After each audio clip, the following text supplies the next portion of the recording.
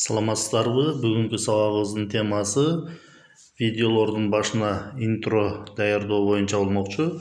Видеолордун башына интро даярдоо үчүн телефонго интро мейкер деген приложенияны орнотуу керек. Ал приложенияны орнотуу үчүн Play Marketке киребиз. Play Marketке киргенден кийин издөөчү жылчого интро мейкер деп жазабыз. Интро мейкер деп жазгандан кийин интро мейкердин түрлөрү чыгат. Бул жерден биз биринчиде турган интро мейкер вступительный видеоредактор дегенди тандайбыз. Тандаганыбызда сиздерден бул жерде установить деген жазуу чыгат. Бул приложение менин телефонума орнотулгандыктан открыт деген жазуу чыгып турат. Телефонго орноткондон кийин бул приложениянын значогу телефонго ушундай болуп чыгып калат. Биз интро даярдоо үчүн ушул приложенияны ишке киргизебиз. Ушул приложенияны ишке киргизгенибизде төмөнкүдөй болуп жүктөлөт. Жүктөлгөнгө чейин бир аз күтүп турабыз. Бул жерден разрешить дегенди басабыз. Андан кийин не сейчас дегенди басып коелу. Окей дегенди басалы. Бул жерден бизге эч кандай шаблон кереги жок азырынча. Демек бул жерде ар кандай интронун түрлөрү турат. Мисалы биринчиде популяр дейт. Популярдын ичинде дагы ар кандай интролор бар. Биз бул жерден өзүбүзгө жаккан интролорду тандап алсак болот. Ал эми экинчиде game деп турат, үчүнчүдө outro деп турат, cute деп турат, call деп турат. Демек биз бул жактан өзүбүзгө жаккан интролорду тандап даярдап алсак болот. Ал эми бул жерде кээ бир интролорду карасак VIP деген жазуу турат. Демек VIP деген жазуусу бар интролор, алар платный интролор. Аларды алуу үчүн биз сатып алышыбыз керек. Мисалы ошондой платный интродон бирөөсүн тандап көрөлү. Кандай болуп чыгат? Мисалы ушул интрону тандап көрөлү. Ал үчүн ушул интрону басабыз. Басканыбызда төмөнкүдөй болуп чыгат. Бул жерден өзүңүзгө подходящий разрешенияны тандаңыз дейт. Бул жерде биз 480p жана 1080p деген сапаттарды көрсөтүп атат. Эгерде биз интрону сапаттуу даярдай турган болсок, анда 1080p дегенди тандаганыбыз макул. Азыр 1080p дегенди басабыз. Бассак, демек ушундай болуп чыгып калат. Бул VIP интро болгондуктан бул интрону биз бесплатно колдоно албайбыз. Ал үчүн биз төлөм аткарышыбыз керек. Төлөм аткарып сатып алышыбыз керек. Кайра бул интродон чыгуу үчүн өйдө жактагы X'ти басабыз. X'ти басканыбызда төмөнкү баракка кайтып келебиз. Бул интрону жабуу үчүн бул жерден X деген белгини басабыз. Басканыбызда кайра биз интронун башкы бетине кайтып келебиз. Эми бул жерден биз бесплатный интролордон тандап көрөлү. Мисалы бул жака сол тарапка сүрсөк, интронун ар кандай түрлөрү чыгат. Бул жерден мисалы биз ушул интрону тандап көрөлү. Ал үчүн ушул интрону тандайбыз. Тандаганыбызда ушундай болуп чыкты. Бул жерден биз 1080p деген сапатта көчүрүп алуу үчүн ушуну басабыз. Бассак жүктөлө баштайт. Жүктөлүп бүткөнгө чейин бир аз күтүп турабыз. 100% болгонго чейин аз жүктөлүп атат.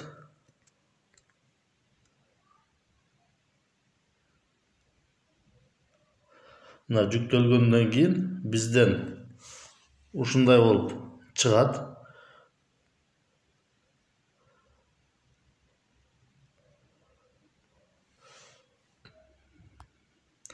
Ушундай болуп чыгат. Бул жерде биринчи сапта интронун видео ролиги кетет. Ал эми бул жерде текст турат. Интродо жазылган. Ал эми бул жака келсек, интронун аяк жагында дагы бир текст турат. Демек биз бул тексттерди өзгөртүп алсак болот.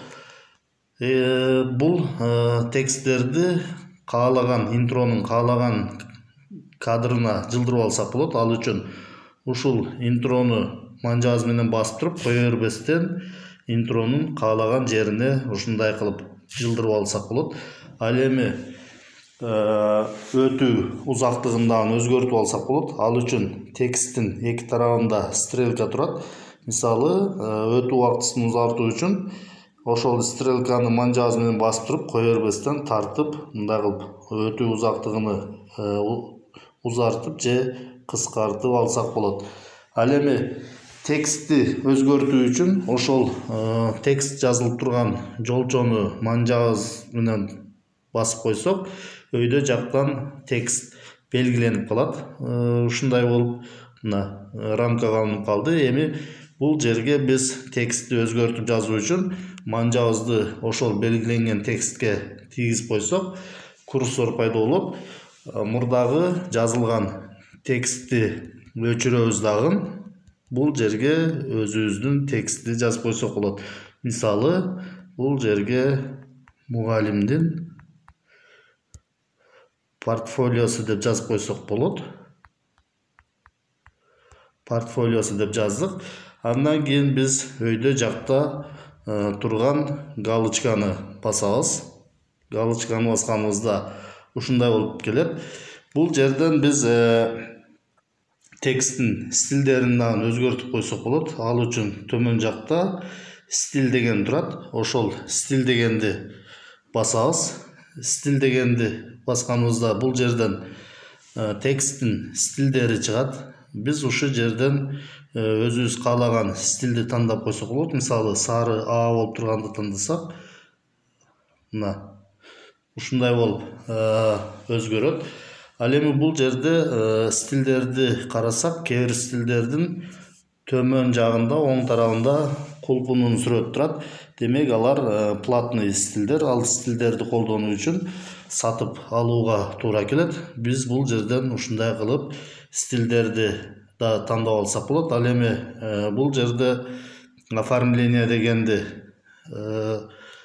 басып туруп оформление кылсак да болот. Азыр оформлениени тандасак, бул жактан ушундай оформление. Ал эми оң тарабында анимация деген турат. Анимация дегенди тандап туруп, биз бул жерден анимацияларды да тандап койсок болот. Мисалы, бул анимацияны тандасак, текст ушундай болуп келет. Мына өзүбүз каалагандай анимацияларды да тандап койсок болот. Кааласак анимация кошпосок да болот. Кээ бир анимацияларда дагы кулпунун сүрөтү турат. Демек, ал анимациялар платный анимациялар. Азыр биз бул жерден ушул анимацияны тандап коелу. Бардыгын өзгөрткөндөн кийин бул жерде галочка турат. Ошол галочканы басып койсок, ушундай болуп чыгат. Бул жерден биз бесплатно дегенди басып коебуз. Мына биздин текст өзгөртүлүп жазылды. Ал эми дагы сол тарапка жылдырабыз. Экинчи текстке келебиз. Экинчи текстти өзгөртүү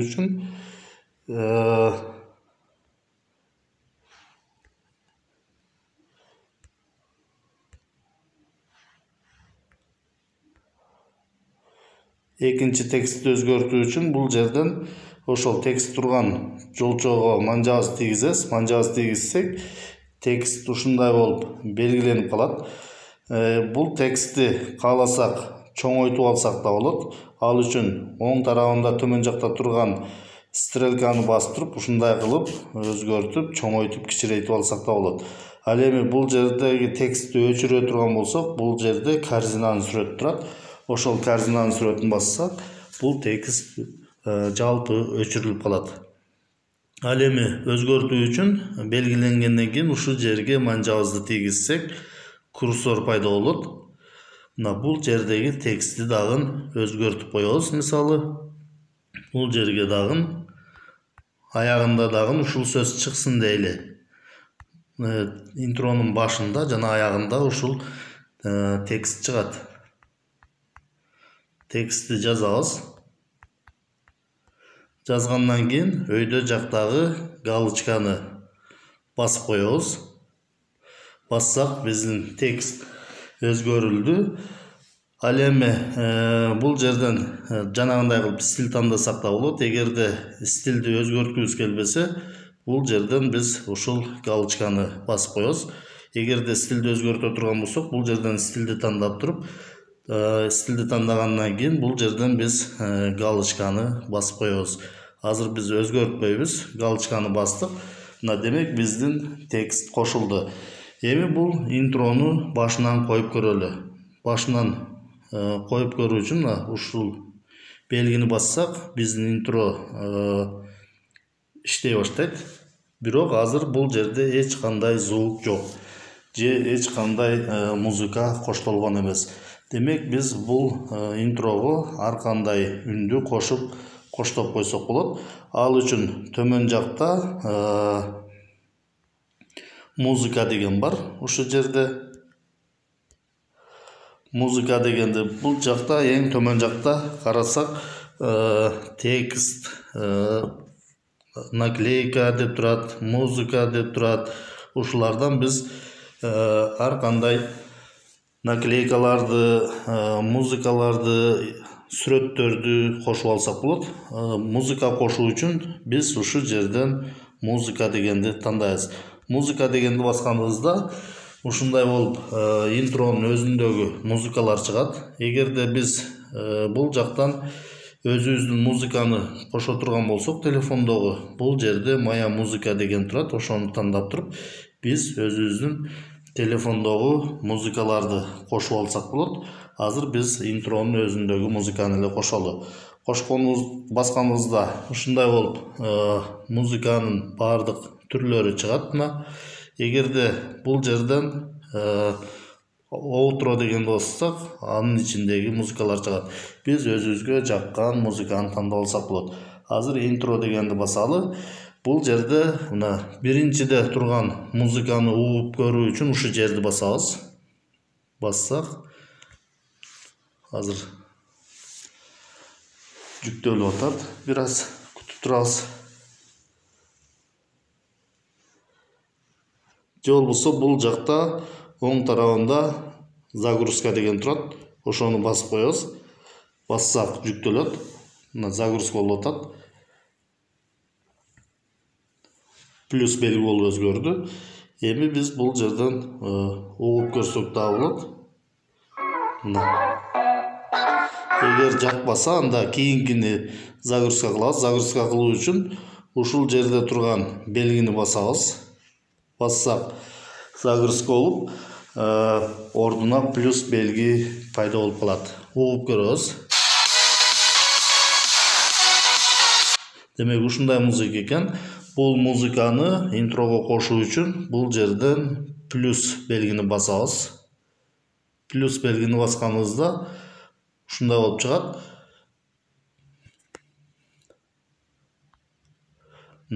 Бул жерден эми биз галочканы басып коебуз. Галочканы бассак, демек биздин интрого кошулду.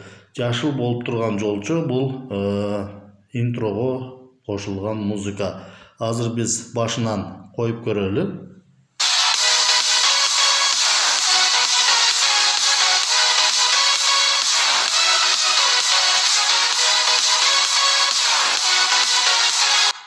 Ушундай болуп даяр болду. Интробуз даяр болгондон кийин аны сактоо үчүн өйдө жакта ушул галочка бар. Ошол галочканы басып коебуз. Бассак, экспорт видео деп туруп жүктөлө баштайт. 100% болгонго чейин күтүп турабыз.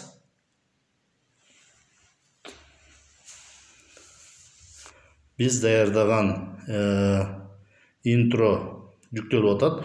Жүктөлүп бүткөнгө чейин приложенияны жаппайбыз. Же башка приложенияны дагы иштетпей турабыз. Мына болду. Биздин интро даяр болду.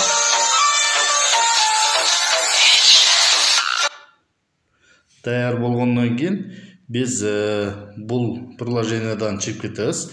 Биздин даярдаган интро кайсы папкага барып түштү? Ал үчүн биз My приложение, my файлы деген папкага барабыз. Айрым телефондордо проводник болушу мүмкүн. Ушул папканы ачабыз. Папканы ачканыбызда бул жерде телефондун өзүнүн памятына киребиз. Ал эми бул жерде карта памятка кирбейбиз. Телефондун өзүнүн памятына киребиз. Памятына киргенибизде бизде ушундай DCIM деген папка бар. Ошол папканы ачабыз. Папканы ачсак, бул жерде Intromaker деген папка бар. Ошол папканы ачабыз.